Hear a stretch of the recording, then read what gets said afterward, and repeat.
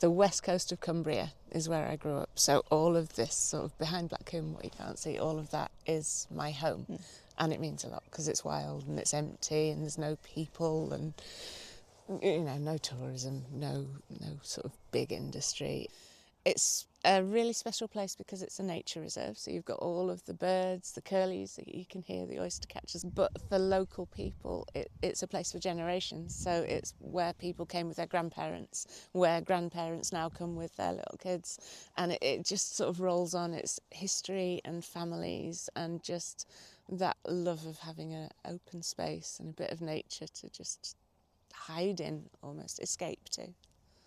And so when you heard about the proposals to develop the land just behind you there, what was your initial reaction to that? So I heard about it when they had meetings in Askham. So there was a public meeting, there were a few little posters around the village about this big holiday park, and they were trying to sell it. And it sort of got my back up straight away. And then I went with my partner Steve, we went to the public meeting and read all these boards. So they'd done this big display and it felt so corporate and kind of not quite in sync with what the area feels like. They hadn't really taken into account nature in any meaningful way, and they were just selling it as it's going to be amazing for tourists, and they not thought for a second about all the people who already live here and what we enjoy the place for. I didn't want to just say, well, yeah, of course, that's fine, you do that, sounds nice, you'll make a lot of money, good luck. Didn't sit right. Was being involved in a planning proposal something that you'd had experience of before? No. So there were a few people on Facebook. I think a petition had started, and then there were people talking about it on Facebook. And I met a handful of people, and then a bigger group. So Kelly, who did our petition, organised a meeting. And gradually this sort of movement grew where people were keen to stand up against it and see what we could do. But everybody who came to those meetings said, I've never done anything like this before. And we were like, come in. Everybody said exactly the same thing. I think at first people were angry, and they came to the meeting angry, and everyone wanted to say, this is wrong, this is so bad. And then there was another meeting where we met you, and people were starting to get a bit more focused and saying, actually, we can do something. So what do we do? How do we do it? And then it was a case of learning about all the planning stuff. And we had a hell of a lot to learn. We knew we did. So we were just asking questions. I remember the first one, can we fight this? Is there a chance that we can win? And I remember you saying yes. And that was probably one of the reasons why I kept going. Because they do. The developers try and sell it.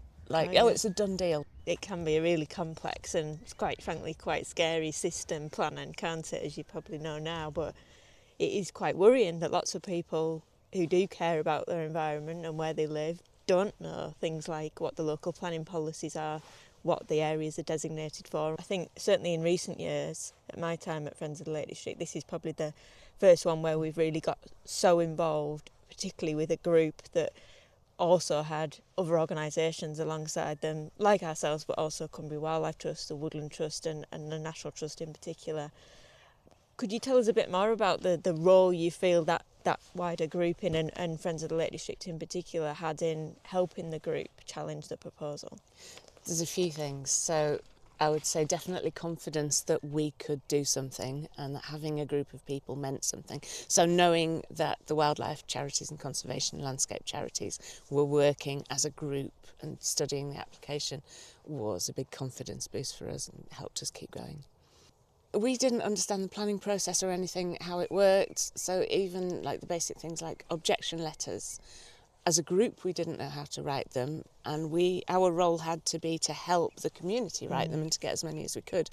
So your template letters and your explanations of how they work and what we could say and how we could do templates, but encourage other people to add their own words as well, that was absolutely crucial.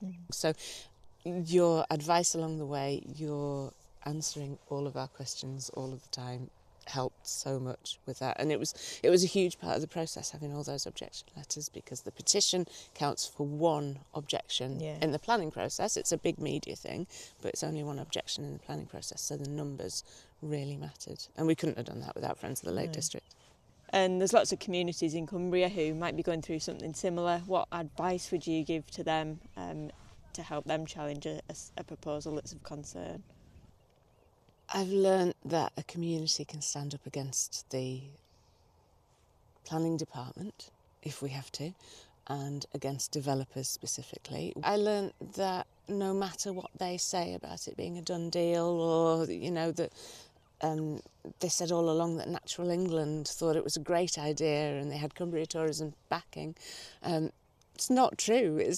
You can't take what they're saying for granted, and you can fight it, and you should fight it. So positivity was massive, just trying to answer every voice from the local community where there was apathy. I think in our community there were a few people who were really, really keen, and a lot of people who wanted to help around the periphery with leaflets, writing letters to people if they wanted to. So it's getting together a team of people who've got a little bit of time. So it's retired people, self-employed people who might have skills like websites and social media, and then just organising, being really organised and strategic. So you also need those outside agencies like Friends of the Lake District to support what you're doing. You need the advice, using everybody's skills, accepting that people will drop out along the way and then maybe come back, and saying, look, whoever wants to help is welcome all the time. Whatever you can do, just please sort of step up. You're always welcome back.